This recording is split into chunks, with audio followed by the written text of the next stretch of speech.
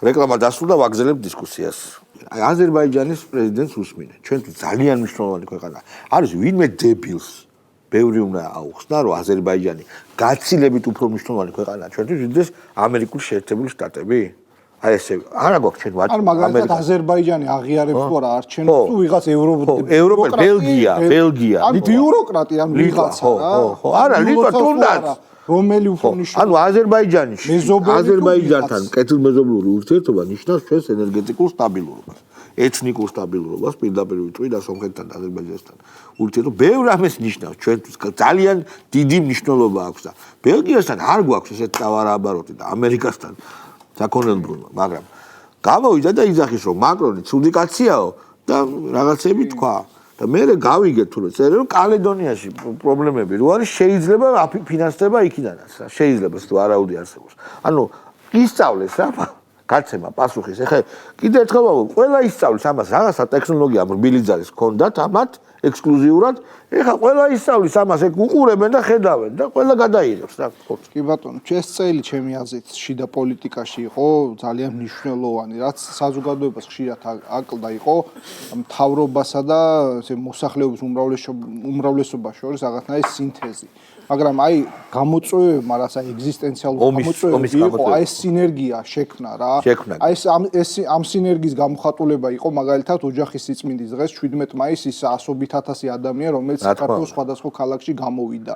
ამის გამოხატულება იყო 29 აპრილს ის უამრავი ადამიანი რომელიც გამოვიდა და ამით ყოველ ჯერზე იმის საპასუხოდ რომ ეს აქტიური უმცირესობა მოლაპარაკე, მოჩხუბარი, დამბულინგებელი უმცირესობის საპასუხოდ დინჯი, ქართველი საკუთარ ფესვებში დარწმუნებული გამოდიოდა და ამბობდა რომ ხედავთ ცოტანი ხართ მეტნივართ თუ დაცვაზია მეტნივართ გითვალისწინებთ მაგრამ ძალიანაც ნუ მიას მოასწავთ ეს იყო ორი შემოტევა გაზაფხულის და ეხლანდელი მაგრამ ორივე რაც მნიშვნელოვანი რაც ოცნებას წინა წლებში არ ახასიათებდა ოცნება იყო მოპასუხე ყოველთვის იმ გარე ძალებზე სუვერენიტეტის დამ რა გამოიწვია რომ ახლა ის გახდა ასე ვთქვათ ინიციატორი იგივე კანონის შემოbrunება და მიღება გამჭვირვალობის კანონის რაც იყო ერთი გამარჯვება დასწრება იმოვლენები მოლაპარაკების გადადება ხო ფორსირება რაც ესე ბიძინა ივანიშვილმა ახსენა და რაც ხადია ძალიან კარგი იყო და ეხლა დასწრება იმისა რომ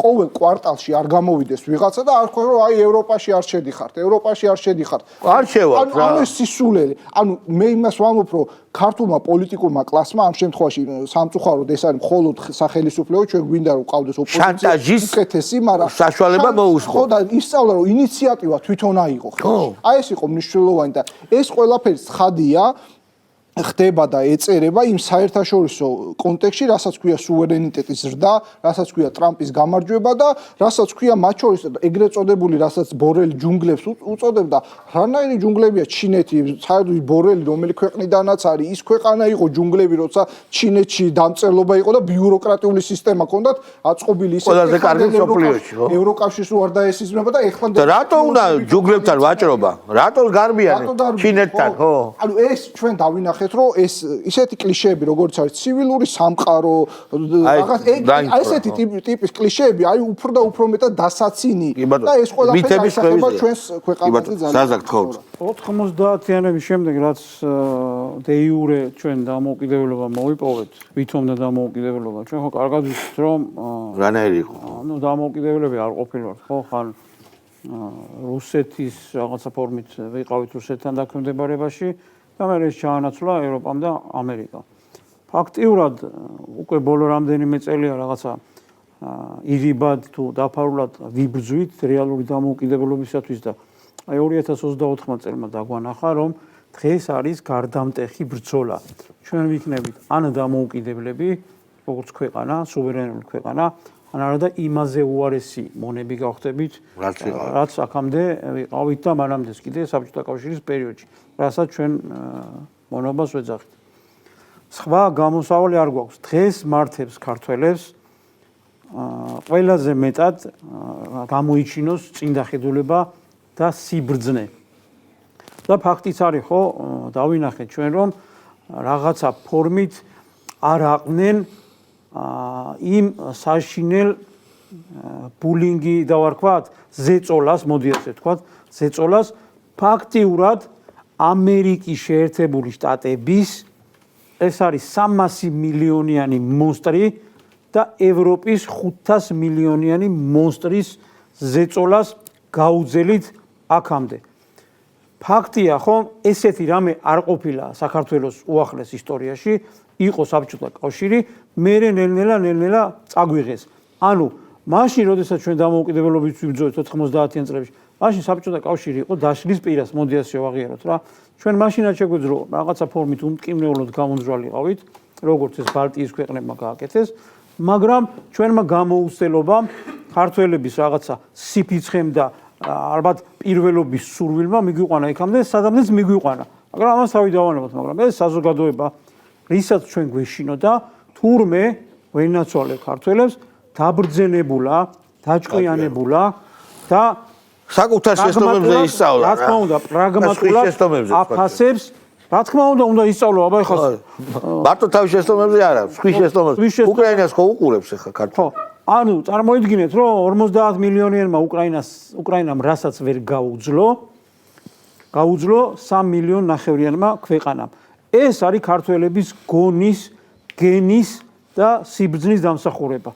მეტი არც არაფერი. თორემ მეთოდები არანაირად არ არის შეცვლილი. 20 საუკუნე რატო ვართ ქართველები მივხვდით ახლა? რა თქმა უნდა, ეხლა უფრო დავრწმუნდით იმაში, რანაირად შეიძლება გამომძვრალიყავით და მოსულიყავით.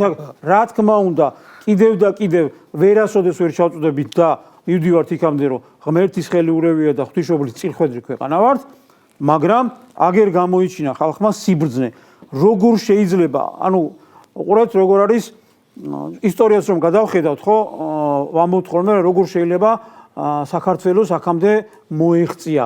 გავადრო, რაღაცა 100 წლეული და ვიღაცა ჩვენსავით ქართველი ადამიანი, რომელიც ისტორიას წაიკითხავს და რა თქმა უნდა, თუ სიმართლეს გაიგებს იმასთან დაკავშირებით, რა ხდებოდა სინამდვილეში საქართველოსთან მიმართებით და ბოდიში იქაური არქივების რო აღარ იქნება საიდუმლო და ნახავთ რამხელა ანუ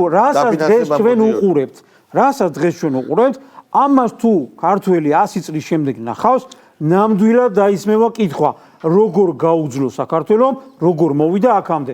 ამაში ვიყოს დარწმუნებულები.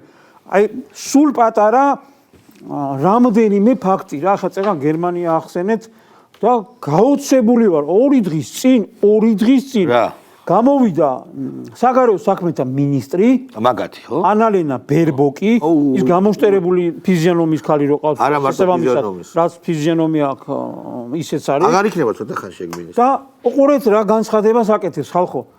თავრობა აღარ აყავს. მისი პარტია ბოლო ადგილზეა გერმანიაში. არჩევნები არის დანიშნული აგერა კარსა თებერვალში. იანვარია აგერ, იანვარი მკვდარი თვია, ყველა მითის მარტო საქართველოში კი არა, ყველგან ეგრეა, იანვარია და გაცხოველებულ მზადებაში რომ უნდა იყოს ეკონომიური კრიზისი ზედა აქვთ კიდე, ეს ხო ყველა მითის. და მზადებაში რომ უნდა იყოს, თქვა იქ რაღაცა. ხო, პარტია. თავისი პარტია პოლიტიკურად განცხადებას აკეთებს, რომ საქართველოსთან მიმართებაში, ანუ იცლის საქართველოს და ჩვენო ხო დაუწესეთო სანქციებიო ის 230 მილიონზე ვლაპარაკობთ. ეხლა პარტნიორებთან მოლაპარაკებებს ვაწარმოებთ, კიდე როგორ გავაფართოვოთ სანქციებიო. ეხლა ამის შემდეგ კიდე ვინმეს ეჭვიეპარება, რომ ინტერესი საქართველოსადმი არის სულ სხვა.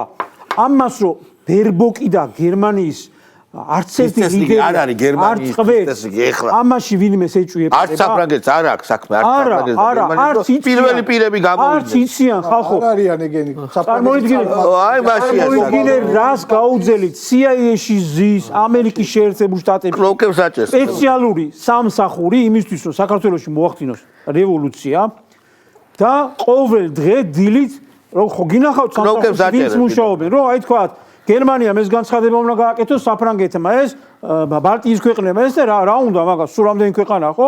დაუგზავნიან ასე მითითებებს და ეს უბედურების დგანა და აკეთებენ განცხადებებს, რა უნდა მოხდეს საქართველოს, როგორ უნდა მოახდინოს ზეწოლა. მაკრონმა რო გააკეთა განცხადება, ფრანგები უწევდნენ სულელი ხო არა რა დროის საქართველოა. აი ხა ნორმალური აიღი გერმანელი, რომელიც ამ განცხადებას მოისმენს და რა კითხვა გაუჩნდება, რა აზრი დაებადება თავში. თავისი თავი გაჭირვებია ამას და საქართველოში ლაპარაკობს იმაზე, როგორ უნდა დაუწესდეს სანქციები და არ გეგონოთ მე იქ საერთაშორისო განმარტება გაკეთებული რასთან დაკავშირებით არის სანქციები ანუ არჩევნების გაყალბებაზე კი არ საუბარია არა ბატონო აქ არის დემოკრატიის უკუსლაზე რომელიც არის ორკანონზე ისევ და ისევ LGBT პროპაგანდის წინააღმდეგ და გამჭვირვალეობასთან დაკავშირებით და მერე ბოლოში რაღაცა ფორმით არის რაღაცა ესე მიგდებული რომ თურმე მომშვიდობიანი მომიტინგეები რომლებიც კურს ხელისუფლების კურს აპროტესტებენ იმაზე ასე თქვა ძალადობა ეს არის და ეს და ამისთვის გერმანიის ხელისუფლება დროებით რაც არის ყოველი შემთხვევისთვის მიმავალი ხელისუფლება რაღაცა ერთი თვეღა აქვს დარჩენილი იმისთვის რომ არჩევნებში მონაწილეობა მიიღოს და საქართველოსზე მსჯელობენ პარტნიორებთან სანქციები როგორ დაუწესონ ეს არის სრული სიგიჟე ხალხო ვიღაცა როცა ტრამპი ილონ მასკის პირით ეგენი ყველანი სულელები და დებილები არიანო და AfD უნდა გაიმარჯვოს. უილი რა თქვა? პირდაპირ ეუბნება პირდაპირ კაცო. შორსიო არისო სულელი. და შორსმა რა თქვა იცი? რა აქვს ყველას აქვს გამოხატულება. ჩაიკუკა რა. მერე განცხადებებს დააკვირდით ხალბატონებო და ბატონებო.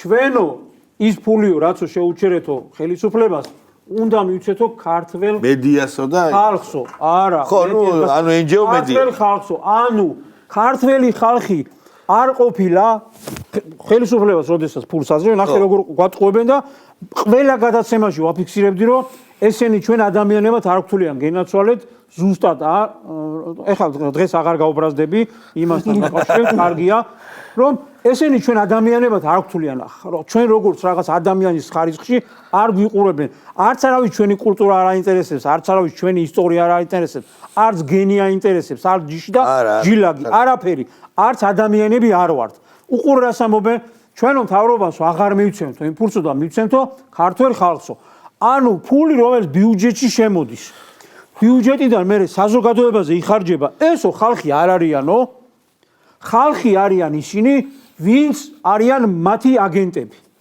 ანუ მივცემ პირდაპირ განაცხადეს ხო ჩვენ ფულს მივცემთ აგენტებს რომლებმაც უნდა გაატარონ ჩვენი ინტერესები მორჩა და გათავდა ანუ თქვენ ხალხი არ ხართ და აი ხალხი არის ის ვინც ჩვენ გვინდა და ვინც ჩვენ გაინტერესებს მაგრამ ეს დროებითია არ ეგონოთ ამ საწოდავებს რომ დღეს როდესაც მათ ხალხს უწოდებენ ხვალე ესენი მათთვის ისევ ხალხის კატეგორიაში გავლენ არა გადავლენ იმ კატეგორიაში რასაც თქვა დღეს ჩვენ ჭირდები და ამას გვეძახიან ერთი რამე ყველამ დაიმახსოვროს ფულს არავის ტყუილად არ უხდის უფასო ყველის ათაგურში ძალიან მარტივი მაგალითი მექსიკას და კანადას წეგან ახსენეთ უთხრათ თუ არა რომ ჩვენ ამდენ ფულს ხარჯავთ თქვენზე შესაბამისად თქვენ იქნებით ჩვენი შტატები სხვა შემთხვევაში მიიღებთ იმას რასაც დაიმსახუროთ ხო ასეა რა ანუ ფულს ხო არავინ არ უხდის უილა ხო ევროპას თავი დავანებოთ ანუ იქვე გამოაჩინა თუ არა რომ ჩვენ ზარალობთ თქვენ გეზდებათ ეკონომიკა ეგრე არ გამოვა ჩვენ ხარჯზე არ გიქნება მე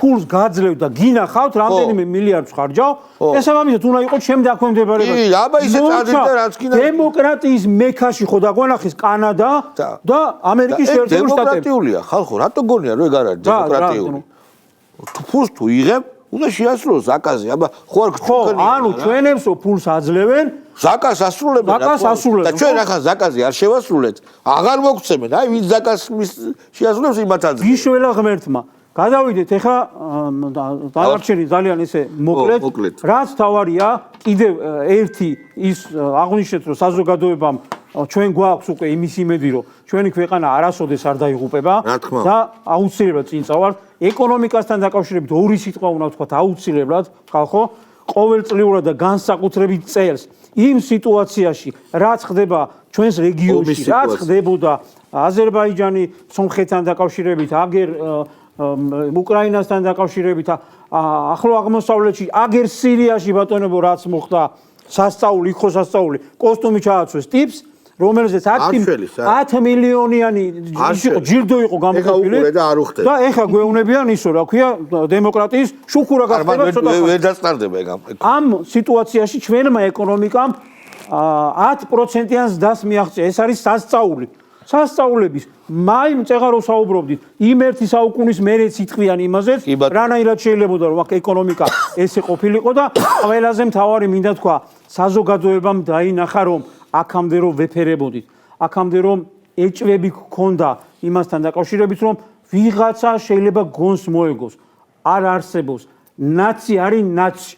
ვერ მოეგება გონს. ვერ მოეგება. არ მიცემენ მას საშუალებას. უფლება ფული აქვს აღებული. გასო ეგ არის. მას საშუალებას არ მისცემენ, რომ ჩვეულებრივი დაწყნარდეს, დამშვიდეს და დაისვენოს. არა, გამორიცხულია.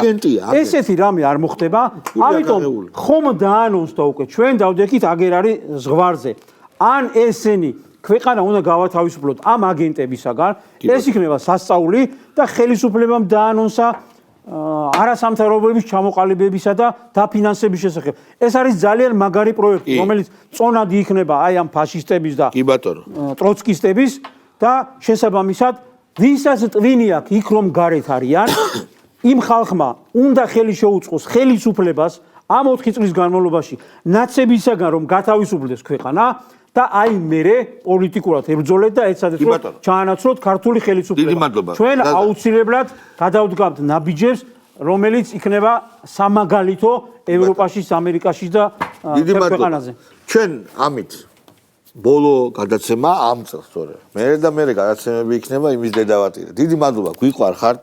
ჩვენ ვიგზენით ჩვენი გადაცემის მაყურებლებო, ვიგზენით თქვენი სიტყვა, გზნობთ ამას. პოსტივის მაყურებლების დიდი მადლობელი ვარ, თქვენ რომ არა ჩვენ არ ვიქნებოდით, ჩვენ დუხი იმიტომ გვაქვს რომ გვამხნევებთ და უყურებთ ამას რეიტინგებში, ქუჩაში ვხედავთ ამას და ამ შემდეგ ჩვენ იმედებს არ გაგიცნობთ, კარგად გზანდებოდეთ მომავალ წლამდე.